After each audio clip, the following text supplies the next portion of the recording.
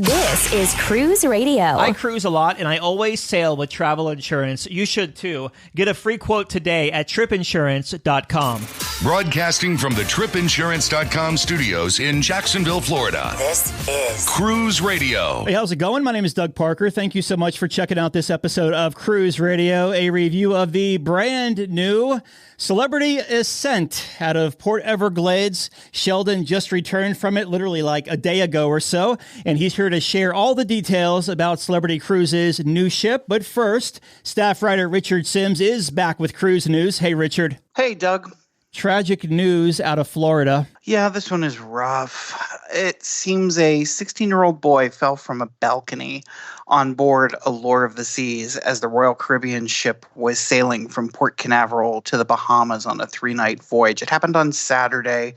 There's not a whole lot of information available, in part because the cruise line said they wanted to, keep their commentary on this to a minimum out of respect for the family. What we do know is that passengers who were on board reported that around 3 a.m. an announcement was made asking for people who, could be blood donors to come forward. The teen was apparently taken to the hospital and died shortly thereafter. It was a 3-day trip. And the ship returned, and there's not really any word about any investigation or what caused it. Obviously, whenever something like this happens, there's all kinds of speculation, but I think that's the kind of stuff that, is just worth staying away from, and just let the family,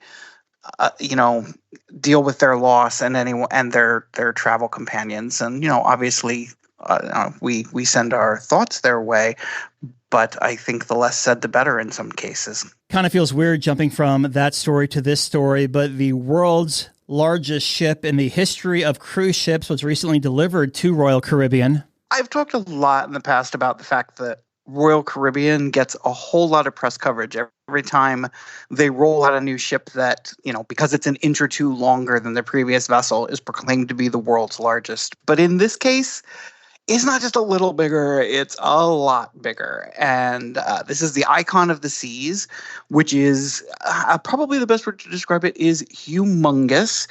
This week, the proverbial keys were handed over from the shipyard to Royal Caribbean, putting Icon of the Seas one step closer to her debut in January of 2024. It's kind of interesting. In this case, the ship is so big that some of the publicity they're getting with regards to this has created a little bit of a backlash. Now, obviously, it's probably mostly among non-cruisers, but you'll recall that a little while back, a rendering went out, and it basically showed sort of a telescopic lens view of the aft of the ship. And, and it was, seeing it was huge, and it just sort of struck a lot of people.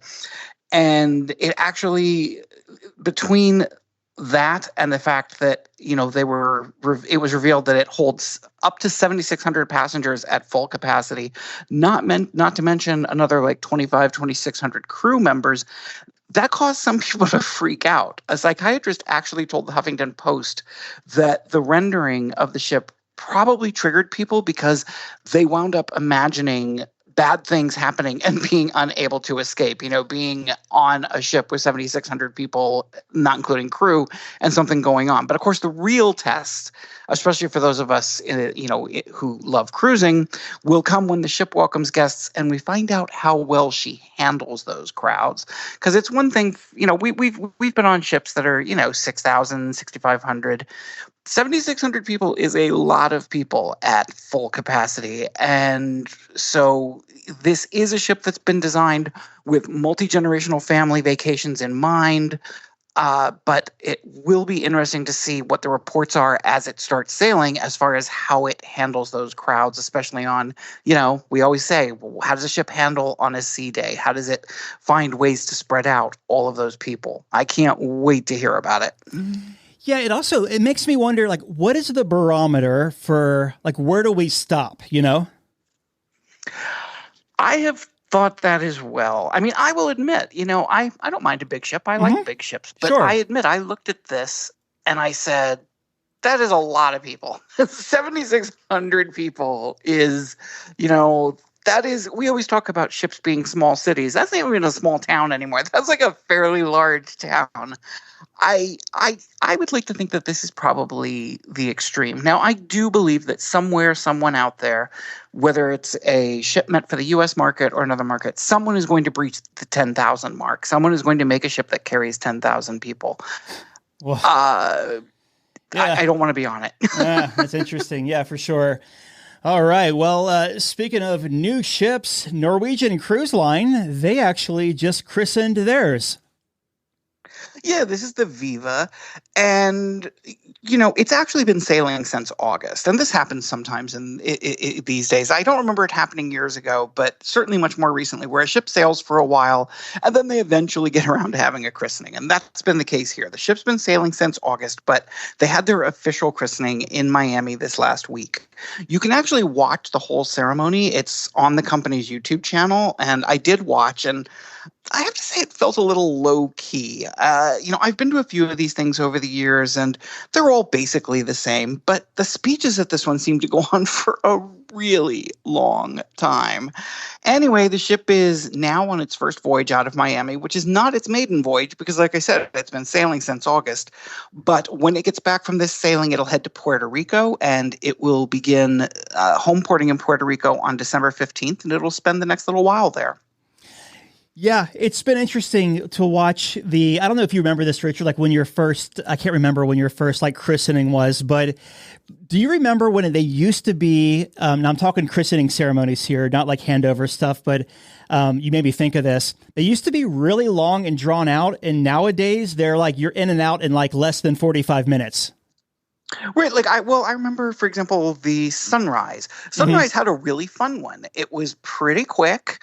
There were a couple of speeches, but there was also like, it went really quick. They had a special art display of that champagne bottle, the giant champagne bottle that they had commissioned specifically for the ship.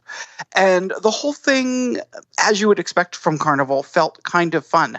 Watching the Norwegian one was not fun, to be honest. Yeah. It just, they really went on forever. And Norwegian has also canceled quite a few sailings, not just a couple.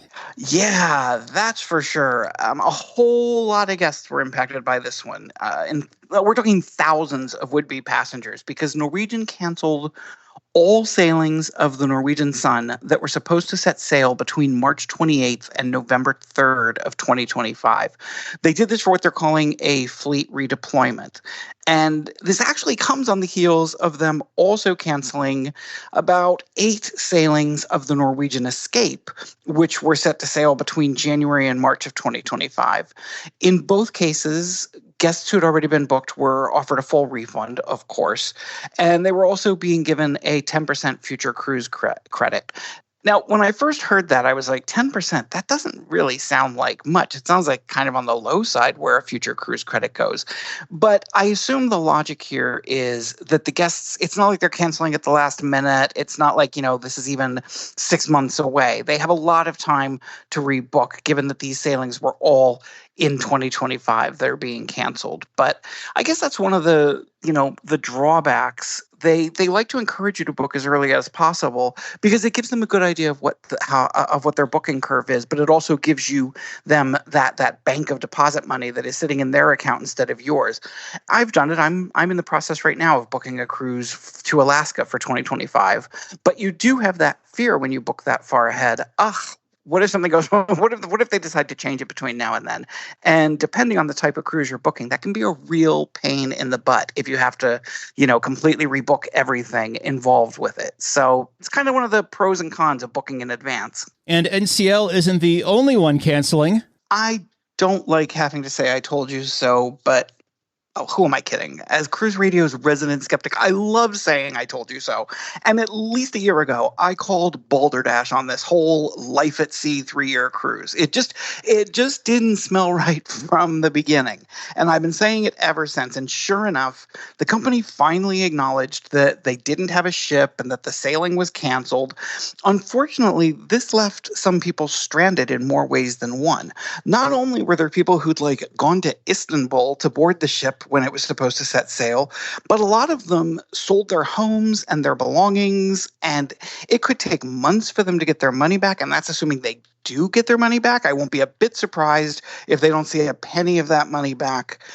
But wait, the really, really messed up part is still to come, because right now, you can go on that website for that Life at Sea, and as of this recording, you can still book a room on this ship that they have now said is not sailing.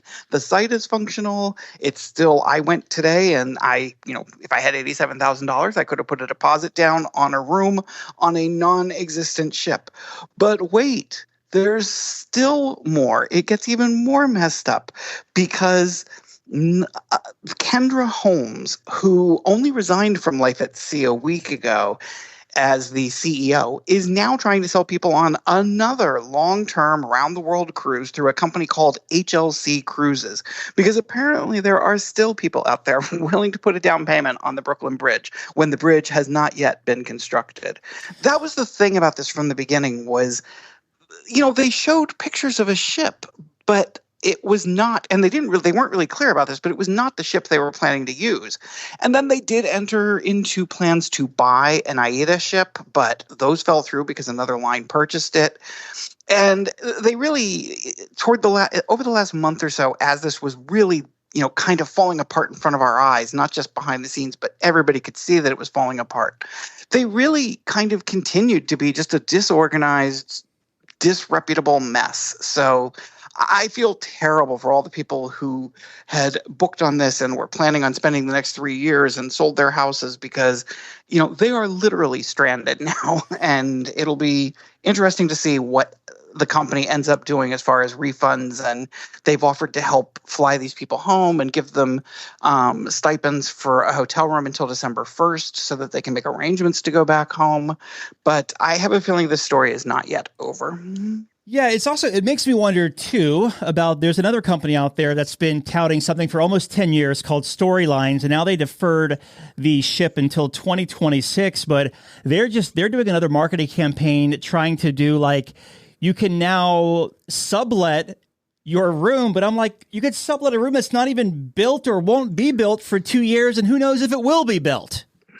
Right. I said the same thing about Stories as we've covered it. I've said it sounds wonderful and the ship renderings are beautiful. And in this case, it wasn't a cruise line buying a ship. It was a cruise line building a ship, but they had no contracts with any shipyards. They have there's no evidence that this ship is actually being built. And so, how long until we find out that this one too is kind of a pie in the sky type situation? Yeah.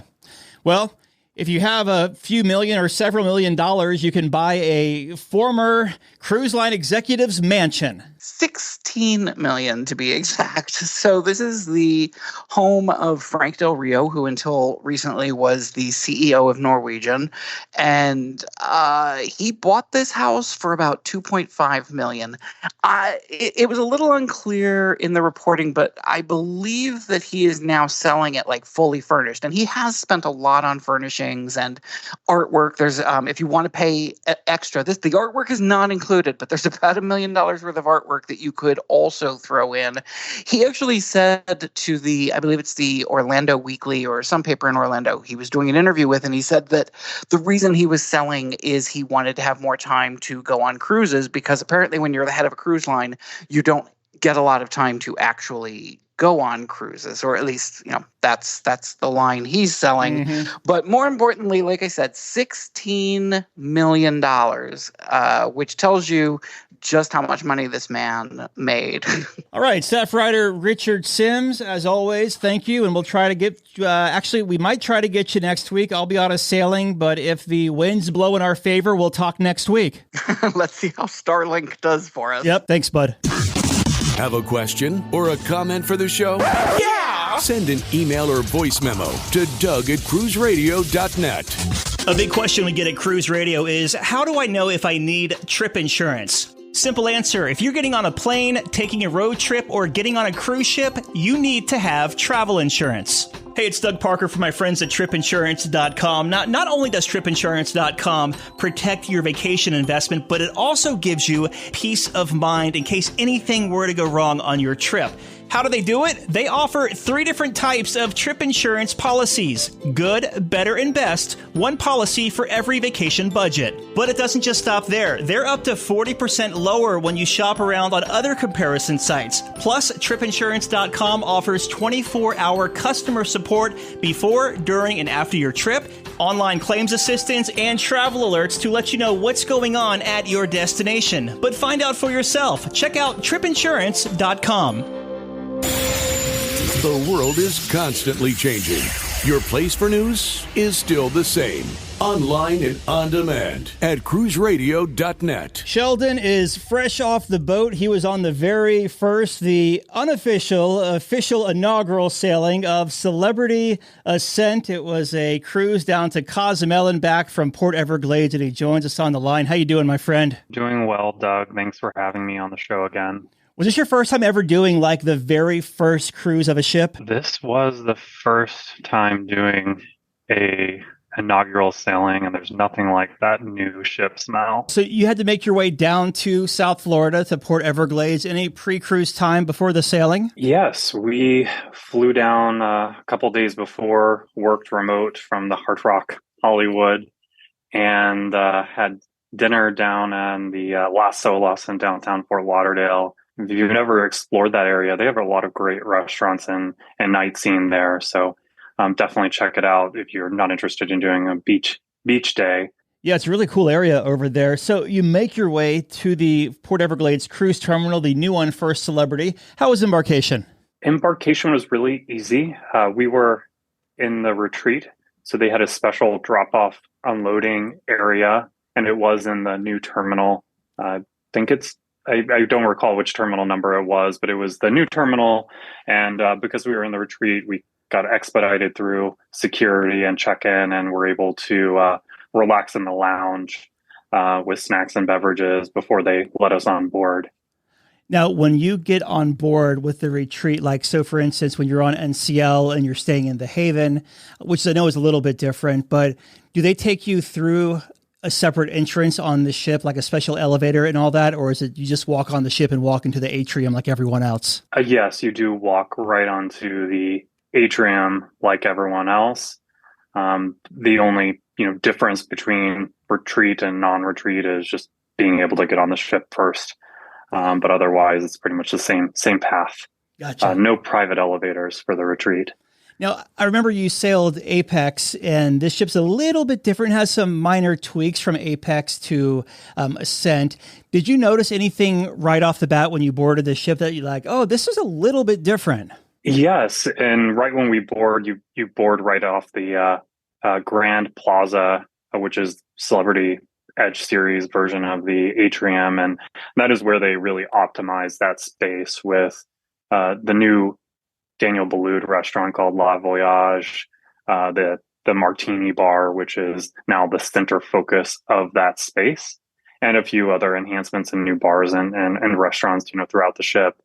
But that was the biggest noticeable difference through it. And of course, they did do the style updates and did brief, theming and colors that were a little different than the Apex when we were on it before. That's right, because the Martini Bar is actually more towards the center of that area instead of up against the wall. You got it. And it definitely is a hopping place on the evenings for the quintessential flair bartenders that Celebrity is becoming known for. And of course, all the late night dancing and silent discos that they do in that space, which is programmed really well. You make your way to the retreat stateroom. What kind of cabin was it, or what kind of, suite was it on this voyage? And what did you think of it? We stayed in, I believe it's called an S1 Sky Suite. It was on deck 10 forward on the aft side of the ship. The Sky Suites are, in essence, 1.5 of a regular veranda stateroom with the Swiss shower in the bathroom, a large tub, and the 1.5 size balcony, which was really nice for sailaways and other times you just want to take a second and get some fresh air. Other notable things in the bathroom is they have, I think what they call it, and I might be getting this wrong, Doug, but it's called like a peekaboo mirror, where you open the mirrors up in the bathroom and you can actually see the ocean from the bathroom, which is pretty cool. Mhm. That might be the wrong name for it, but I'll let you be the judge. How much technology is integrated in these staterooms now? Fully integrated through the smartphone and the wall controls, where you can control every single light in the room via the Celebrity app, along with the TV and the curtains and the thermostat. So it's fully smart. Um, you always ask about USBs, and I find that it's interesting that Apex and Ascent still in the Sky Suites don't have both sides of the bed with USB or plugs. So it's strange that I still didn't have each side of the bed with a plug. Wasn't a huge deal, but would have been a nice convenience to add an upgrade to the room. No, for sure. Now, I'm curious, though, do they have USB-Cs yet or just regular USB ports? Regular USBs with a standard US outlet in the room. They haven't upgraded to USB-C yet. Interesting. Okay. Have you seen any ships with USB-Cs lately? Yeah, actually, Carnival Venezia has them in some rooms. When I've sailed it twice, my room had it the first time, but didn't the second time. But also Norwegian Viva had it on both sides of the bed. Seems like a great opportunity to jump on. Let's talk about dining on Celebrity Ascent. We will start at the top at the Ocean View Cafe, the buffet area. How was that? Yeah, we had a couple of lunches there, and we didn't have any formal sit-down dinners. We did do a Thanksgiving sailing, so I don't know if you've sailed over a holiday before, but we really didn't have many expectations about whether they would be doing traditional American Thanksgiving meal. But on Thanksgiving, they did have the full spread throughout the whole day, which included the traditional turkey, potatoes, and everything else included. And then they did also offer on the last sea day, it was called a buffet extravaganza, in which the place was packed because they had lobster claws and crabs on the buffet. And I've never seen a buffet so busy, but it's also rare to see that high end of material of ingredients on a buffet. Yeah, no, for sure. Now, as far as the main dining room, I know they have, there's like 3 or 4 main dining rooms on that ship. Which ones did you dine at on your sailing, and what'd you think of them? From a main dining room perspective, because we had Lumin and had a few specialty dining options booked, we did not partake in any of the 4 main dining rooms on that ship. The only time we did go into the main dining room was for a wine tasting in Cosmopolitan, but otherwise we did Lumin for dinner, Eden, and then the steakhouse for the other dinners. So let's talk about the specialty restaurants, and we'll start at Lumin. That's the suite restaurant there. How was that? And is Lumin, is it within the retreat area, or do you have to walk to a different side of the ship to actually dine there? Somebody is speaking from experience after sailing in the Haven on Norwegian. The key difference between the Haven on Norwegian and the retreat is the Haven tries to have an integrated ship within a ship concept where you don't necessarily leave the decks where all of your amenities and staterooms are. With retreat, you do have to go to the forward part of the ship at the top to get to the lounge, the sun deck, and Lumin. Was it a make or break? No, but it does make it a little special when you have your own little enclave of all of your amenities within a single space. Lumin as a restaurant, they do a rotating menu. So it makes it a little challenging to really find that one item that you really like and want to go back for. But otherwise, it was a really nice experience. And my favorite part of Lumin is actually at breakfast with the dulce de leche croissants, which I definitely treat myself to whenever we're sailing in the retreat. You mentioned a couple other venues you dined at, so let's tackle those. Sure. By far, even in our past experiences on Celebrity, Eden still remains supreme as the number one restaurant we have ever had on a cruise ship. Again, this is subjective, so other Patreons may disagree. But what makes Eden special is that they do have an open, dedicated kitchen for the food, which means that it's not traveling down a hallway. It's not traveling from a central kitchen. And from a consistency perspective, between the multiple times that we've had Eden, including the 2 times on this sailing, it is 100% consistent all the time. And you never really are leaving disappointed. Favorite dish there was the filet and the mini beef Wellington, which was very tasty and rivaled something you would get at a Gordon Ramsay restaurant on land. And then after your 2 nights at Eden, where'd you go? We went to the steakhouse, which I think it's called Prime Cut. Mm-hmm. Don't quote me on that. Just the steakhouse on the ship. And you had given feedback before that the shows in the atrium or Grand Plaza sometimes bleed into the steakhouse. And what was very noticeable is that they piped not only the flair bartending into the steakhouse, but also the live music. So if you're wanting a nice date night where it's quiet and cozy, I do find that that's not the case at this steakhouse, where it is a little bit more lively with the music being piped in. And from a food perspective, it was very good. Had the filet, and then the waiter opted to serve our table at 5, just all the sides, so we were able to try them all. And the Gruyere, I think that's how you say it, tater tots are pretty good. So 10 out of 10 would recommend if you're on the ship to get those at the steakhouse. Outside of those restaurants, did you do any kind of, we'll call it grab and go type food around the ship at like any cafes or poolside or anything? Yes, at the Retreat Sun Deck, they have the Sun Deck bar and restaurant in which they have light bites. And I did have lunch one day and ordered the grilled chicken on a croissant, and it was very tasty and a really nice option. And they have a really good poolside menu where if you just want to stay all day at the Sun Deck, you can either have it delivered directly to your lounger, or you can go to the little seating area they have by the bar and order there.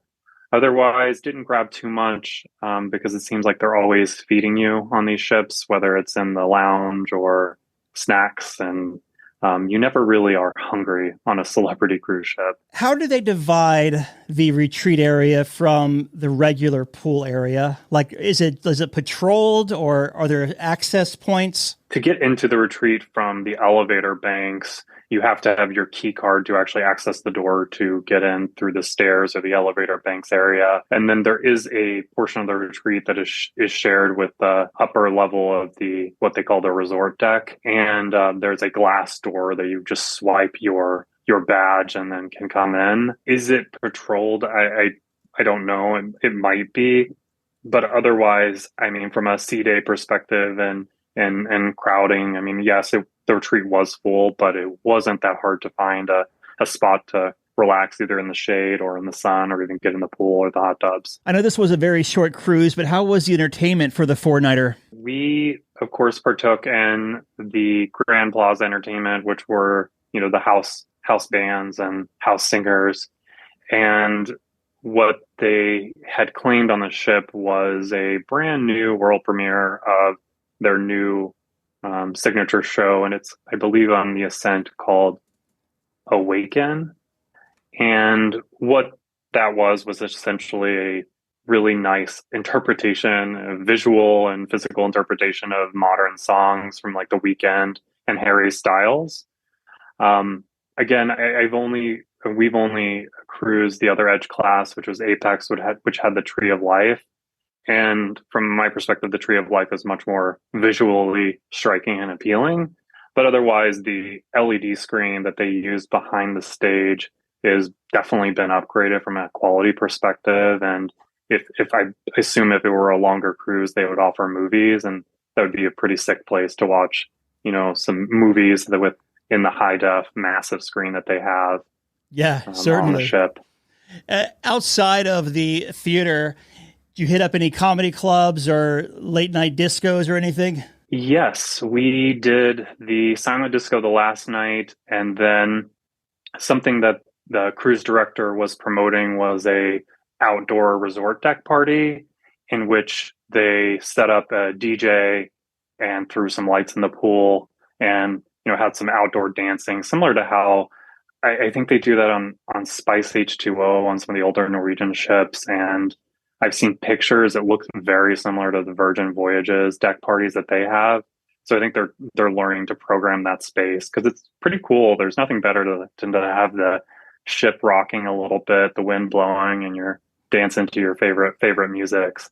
I'm not sure if are you a club person, Doug? In my 20s, absolutely. As I got older, social anxiety creeped in, and not so much. Fair, and I think from a weather permitting perspective, with the clubs and all that stuff, there's still the club, formerly named the club, on the Edge class ship, which you can go in if you want to find a different music or different DJ. Yeah, they certainly have their venues on there to choose from, which is awesome. The casino on Celebrity ships, I know they went back and forth for a couple of months. No smoking, but you can vape, you can't vape. Did you notice what the temperature was on that? Current temperature is no smoking and no vaping. From a casino perspective, we did speak to the casino host, and she shared some upcoming news around some of the consolidation of some of the programs and policies between Royal Caribbean Group, Royal Caribbean Cruise Line, and then of course Celebrity.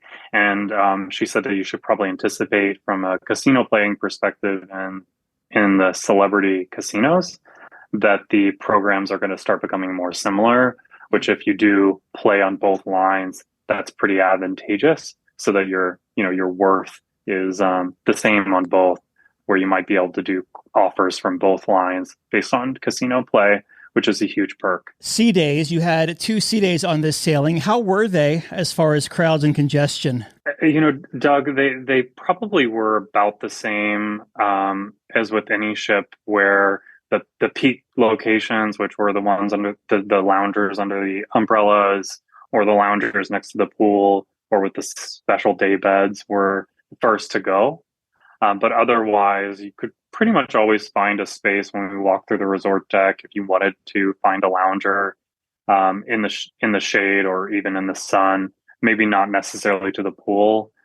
I'm not sure how other lines are doing it recently, but Celebrity was being pretty aggressive with putting these plastic plexiglass signs on all the loungers saying don't reserve it, and after 45 minutes we'll remove your stuff. I didn't see that being enforced, but I don't know if they're starting to be a little bit more proactive on that on other cruise lines. Have you seen any cruise lines really effectively enforce lounge chair reservers? Just Royal Caribbean and Carnival I've seen. Okay. I was on Viva a few months ago, and I saw stuff in chairs for an hour and a half, and it was still sitting there both times. Like we walked off the ship and came back on and grabbed lunch, and the stuff was still there. So I don't think that certain cruise lines are enforcing it, or I should say, I don't think certain ships are enforcing it as much as others. I guess the lesson is don't be a chair hog and get there early if you want the seat. On this sailing, you did just one port, which was Cozumel, Mexico. Did y'all do anything there? Yes, we did. It was definitely a great excursion. So we were in port from around 7 a.m. through 6 p.m. And we decided to do a half-day Jeep adventure to, I believe it was called Punta Sur Eco Park, which was a national park that had ruins, scuba diving, the beach break if you wanted it, and then a pharmacy and a tequila tasting there. And from a value perspective, it was well priced and was nice to, have it all in one location where you weren't being shuttled from, the beach break to the scuba and the scuba to the tequila. So if your listeners are looking for a Cozumel excursion, I would definitely recommend it. And it was available for people of all abilities, so you didn't have to be a big adventure seeker to really enjoy that excursion. Did you say a pharmacy? Yes, I did say a pharmacy, okay. So which was very unique. Yeah. To have a person when we got to the beach holding a sign with all the top meds from Ambien to Adderall to Xanax to anything else you wanted to buy while you were there. Because I'm curious, I did check on the prices, and definitely majorly inflated, and you can buy it with your cash or credit card, which was pretty interesting amenity. I bought some, not amoxicillin. I bought a Z-Pack there, and I just really needed it once on a sailing about a year ago. I paid like close to $40 for it, where at my at Publix, the pharmacy, is like a few dollars with my insurance. Oh yeah, that's what a couple of people priced some of their medications compared to their U.S. insurance versus what was being offered. And I think some of the pills were coming up to like $30 a pill. Wow! So almost $500 for a bottle of whatever the prescription or the drug that they were asking about. So you make your way back on the ship, and you're heading back to Port Everglades. A pretty uneventful sailing, nice weather, no crazy storms or anything you went through? Yeah, no crazy storms. Was smooth as glass from a sailing perspective. And I think the one thing that, as I look back on this cruise, the unofficial inaugural sailing, it still was fun to be the first people on the ships and the first ones using the amenities. While we didn't get the celebrity, spokespeople or the full C-suite from Celebrity and Royal there, it was still a great cruise, and it was fun to be the first ones on the ship. So I have to ask you, how soon could you get off the ship in the morning? And how was Debark? I'm actually sailing in a couple of days, so I'm very curious about catching a morning flight back here to Jacksonville. The official reservation or itinerary said arrival was at 7 a.m. Mm-hmm. And we were cleared by authorities at 7:30. Okay. For this sailing, we did not have our bags checked and did self-assist or walk off. And when we decided to walk off the ship, we walked right off with pretty much no lines and no issue getting off the ship. Are you a person that likes to check their bags, or do you just like being in control? Absolutely not. I will not check my bag. I always have concerns about that late night outfit and out of pack, with the toiletries and stuff. But I think from a cruise line perspective, that's just to minimize chaos with everyone holding their massive luggages in the elevators and trying to get off the cruise. Yeah. I don't like, because I travel with so much gear, I also like to put some of my gear in my suitcase as well, like the tripod and everything. So I don't want to part with that. God forbid something happens somewhere along the way, Oh, 100%. Okay, so earlier we talked about one of the changes, which was the Martini Bar more towards the middle of the atrium instead of against that wall. Did you notice any other changes, having recently sailed Celebrity Apex and now on Ascent? Maybe some, this or that is a little bit different now? Yes, there were a few notable improvements. One of them, or maybe not an improvement, just different, was the trippy hallway to walk to Eden.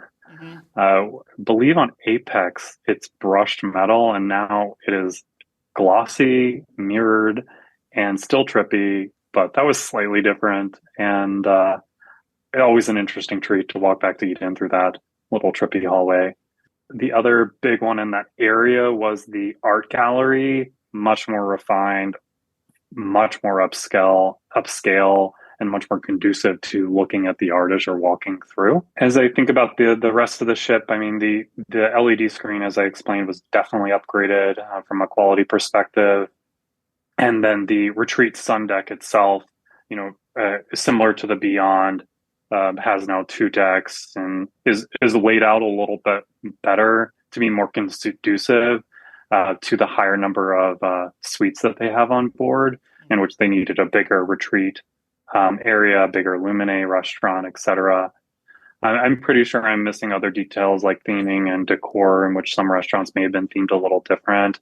But all in all, based on pictures I've seen of Beyond and Apex, it was very similar from the three ships. The retreat lounge, is that just for retreat guests, or do they open that up to upper tier loyalty guests at some point during the cruise? Yes, they did open it to, I think the top tier on the Celebrity program is Zenith, and they had a little iPad station out in front of the retreat lounge where, invited Zenith guests or something like that.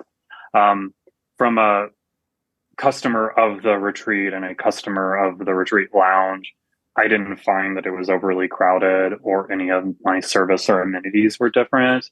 I assume that most of these cruise line companies are doing analysis on the data, and the volume of a tiered guest probably wasn't going to be a major impact. And from a customer, I didn't notice any different by allowing those frequent loyal guests of Celebrity access to the retreat lounge. Gotcha.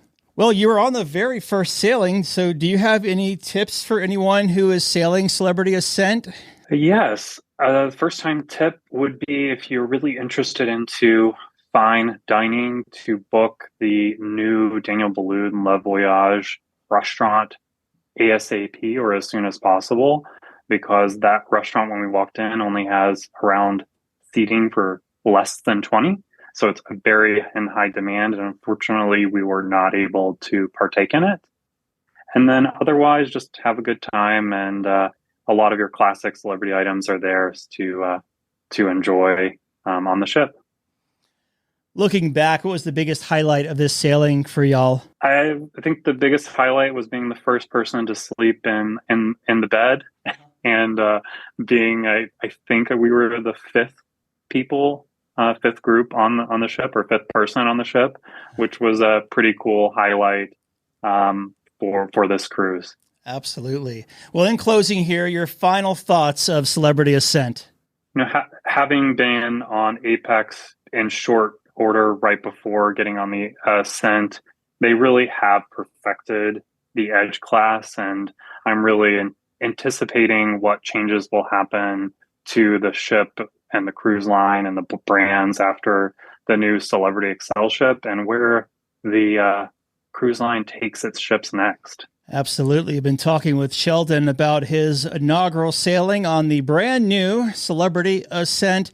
Sheldon, as always, good talking to you, my friend. Thank you so much for the review. Thanks, Doug, for having me, and I hope to be on your show soon. All right, Dougie, let's see what we got for you, buddy. Cruise Radio is produced at the tripinsurance.com studios in Jacksonville, Florida. Get cruise news, ship reviews, and money-saving tips every Thursday on Cruise Radio. If you've enjoyed this episode, please subscribe to the show. If you want to help spread the word, give Cruise Radio a 5-star review. Find Cruise Radio where you listen to your favorite podcast, or online at cruiseradio.net. I'm your announcer,